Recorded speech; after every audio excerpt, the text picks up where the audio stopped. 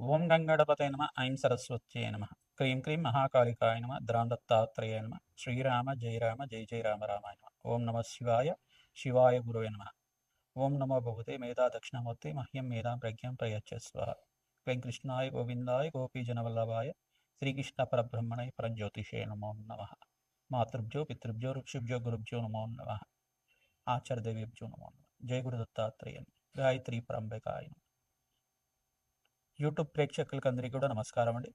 నేను పాలపర్తి గురునాథ శర్మ, జ్యోతిషం వాస్తు సిద్ధాంతిని మీకంతా కూడా ఈ యొక్క గ్రహ గోచార ప్రకారంగా నవగ్రహాల యొక్క కలియిక వాటి ప్రభావం అంతా కూడా నవగ్రహ దేవతల యొక్క అనుగ్రహం అంతా కూడా 2026 సంవత్సర ఫలితాల్లో భాగంగా ప్రధానంగా 2026 ఆంగ్ల సంవత్సర ఫలితాల్లో భాగంగా జనవరి నుంచి డిసెంబర్ దాకా ప్రధానమైన గ్రహాలంతా కూడా శుక్రుడు, బృహస్పతి, శుభగ్రహాలంతా కూడా ఏ రాశి వాళ్ళకి యోగిస్తాయి, ప్రధానంగా శుభ కార్యక్రమాలు మీ గృహంలో అంతా కూడా నెరవేరడానికి ఎటువంటి పరిష్కారాలంతా కూడా ఆచరించాలి, ప్రధానంగా గృహయోగము మరియు భూ సంపద, స్థిరాస్తి మరియు వివాహాది శుభకార్యాలు, ఇటువంటి శుభకార్యాల కోసం శుక్రుడు బృహస్పతి యొక్క అనుగ్రహం ఏ రకంగా లభిస్తూ ఉంటుంది, ఏ రాశి వాళ్ళకంతా కూడా వివాహాది శుభకార్యాలు అత్యంత యోగకరంగా ఉన్నాయని విశేషంగా చెప్పడం కూడా జరుగుతుంది. ప్రధానంగా సంపూర్ణ విశ్లేషణ అంతా కూడా ఈ యొక్క గ్రహ గోచార ప్రకారంగా అంతా కూడా విశ్లేషణ చేయడం జరుగుతుంది. బృహస్పతి యొక్క అనుగ్రహం, శుక్రుడి యొక్క అనుగ్రహం, వివిధ గ్రహాల యొక్క స్థితిగతి ప్రభావం అంతా కూడా సంయోగం అంతా కూడా ఏ రకంగా వివిధ రాశుల వాళ్ళకి ఇవ్వబోతున్నాయని విశ్లేషణ చేయడం జరుగుతుంది. ప్రధానంగా చూసుకుంటే శనీశ్వరుడు అంతా కూడా మీనరాశులు సంచారం చేస్తున్నారు. ప్రధానంగా రాహు అంతా కూడా కుంభరాశులు సంచారం చేయడం, ఏప్రిల్ 14 తర్వాత వక్రగతి పొందుతుంటారు. కేతు అంతా కూడా సింహరాశులు సంచారం చేయడం, ప్రధానంగా బృహస్పతి అంతా కూడా చూసుకుంటే మిథున రాశిలో జూన్ 14 దాకా మిథున రాశిలో సంచారం చేస్తుంటారు. జూన్ 14 తర్వాత కర్కాటక రాశిలో అంతా కూడా ఉచ్చ స్థానాన్ని పొంది అక్కడ సంవత్సర కాలం వరకు సంచారం అనేది జరుగుతుంటుంది. ప్రధానంగా చూసుకుంటే బృహస్పతి ఉచ్చస్థానంలో సంచారం అత్యంత యోగకరంగా శుభమైన ఫలితాలు ఇవ్వడానికి వివిధ రాశుల వాళ్ళకి యోగకరంగా ఉంటుంది.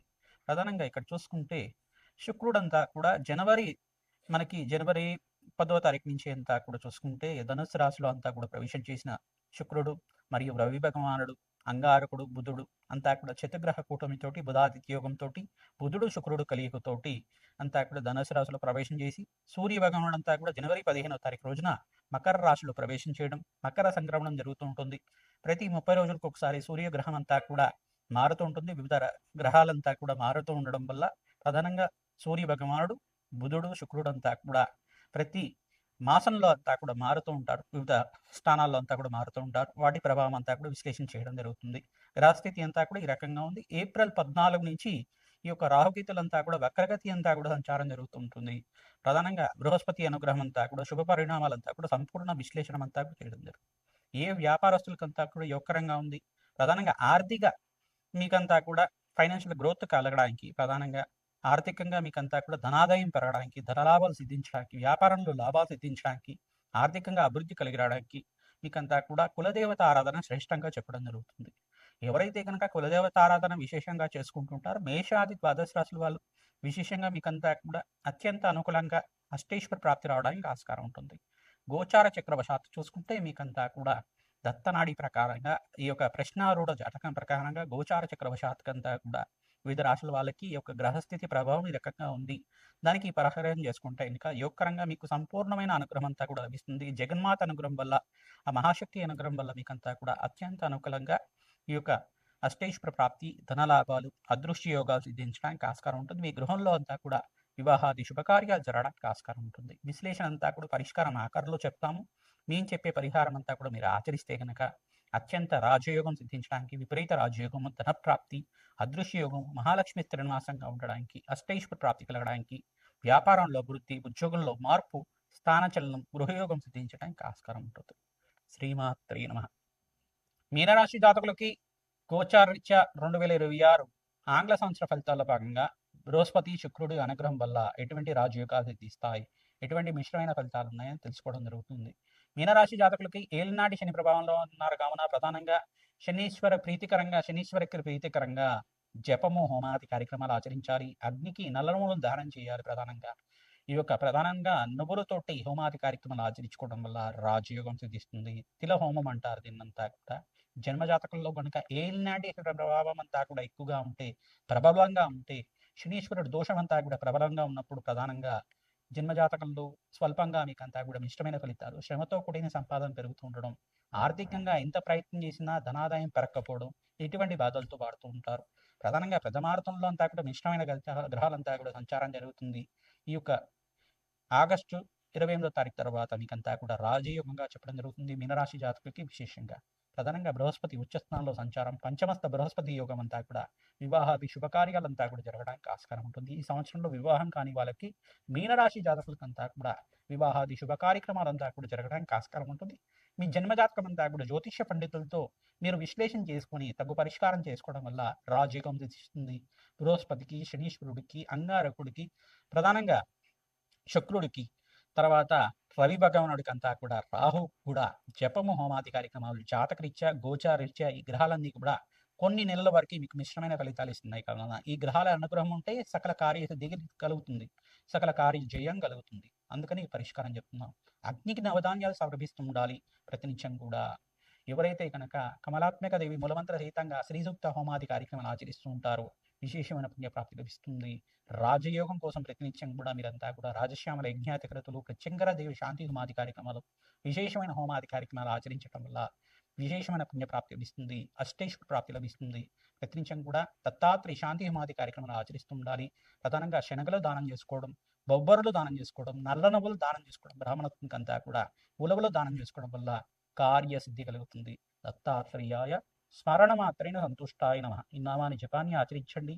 ప్రతినిత్యం కూడా దత్తాత్రేయ స్వామి వారి అనుగ్రహం వల్ల సకల కార్యసిద్ధి కలగడానికి ఆస్కారం ఉంటుంది. వివాహం కాని వాళ్ళకి శీఘ్ర వివాహ యోగం కోసం సుబ్రహ్మణ్య కళ్యాణం అంతా కూడా ఆచరించడం వల్ల శీఘ్ర వివాహ యోగం సిద్ధించడానికి ఆస్కారం ఉంటుంది. వంశాభివృద్ధి కలుగుతుంది, కార్యసిద్ధి కలుగుతుంది. శ్రీమాత్రే నమః. 2026 ఆంగ్ల సంవత్సర ఫలితాల్లో భాగంగా మేషాది ద్వాదశ రాశుల వాళ్ళు ప్రతినిత్యం కూడా ఈ పరిష్కారం ఆచరిస్తే గనక రాజయోగం సిద్ధిస్తుంది. 5 గ్రహాలు 6 గ్రహాలంతా కూడా రాజయోగం కలుగుతున్నాయి. ప్రధానంగా చూసుకుంటే ప్రధానంగా మకర రాశి జాతకులకి ఈ సంవత్సరం అంతా కూడా రాజయోగంగా చెప్పడం జరుగుతుంది.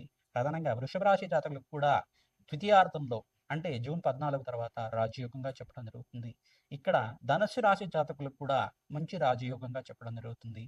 కుంభరాశి జాతకులకు కూడా మంచి రాజయోగం, విపరీత రాజయోగం అంతా కూడా ఈ సంవత్సరం అంతా కూడా సిద్ధించడానికి ఆస్కారం ఉంటుంది.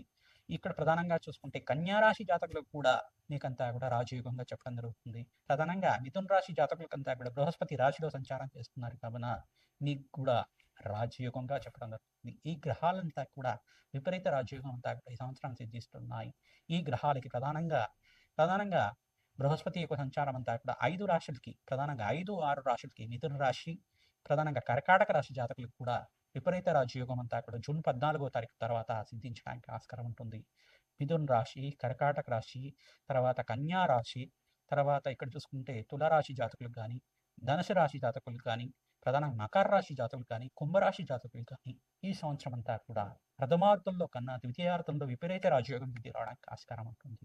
విశేషంగా నవగ్రహాలకంతా కూడా ప్రదక్షిణాలు చేసుకోవడం వల్ల, మేషాది ద్వాదశ రాశుల వాళ్ళు అన్నదానం చేయడం వల్ల ఈ సంవత్సరం అంతా కూడా అష్టైశ్వర ప్రాప్తి కలుగుతుంది. ప్రధానంగా శనీశ్వరుడికి, అంగారకుడికి, బృహస్పతికి, శుక్రుడికి, రాహుకి, సూర్య భగవానుడికి, అన్ని గ్రహాలకి ప్రధానంగా ఈ గ్రహాలే ప్రధానంగా ఉంటాయి కావున ఈ గ్రహాలకి మేషాది ద్వాదశ రాశి వాళ్ళు జపము హోమాది కార్యక్రమాలు ఆచరించుకోవడం, ఆ గ్రహాలకి ప్రీతికరంగా దానాలంతా కూడా చేసుకోవడం వల్ల, వేద బ్రాహ్మణత్వంతో మూలవంత సహితంగా యజ్ఞాధికరతలు ఆచరించడం వల్ల, విశేషమైన హోమాలంతా కూడా ఆచరించడం వల్ల అష్టైశ్వర ప్రాప్తి కలుగుతుంది. విశేషమైన ధనప్రాప్తి లభిస్తూ ఉంటుంది. వివాహం కాని వాళ్ళకి వివాహాది కార్యక్రమాలు జరగడానికి ఆస్కారం ఉంటుంది. వంశాభివృద్ధి కలుగుతుంది, అష్టైశ్వర ప్రాప్తి కలుగుతుంది. ప్రతినిత్యం కూడా అమ్మవారి ఆరాధన చేయండి, ఖడ్గమాల స్తోత్రాన్ని పఠనం చేసుకోండి, సుబ్రహ్మణ్య కవచాన్ని అంతా కూడా వేద బ్రాహ్మణత్వంతో పారాయణం చేయించండి.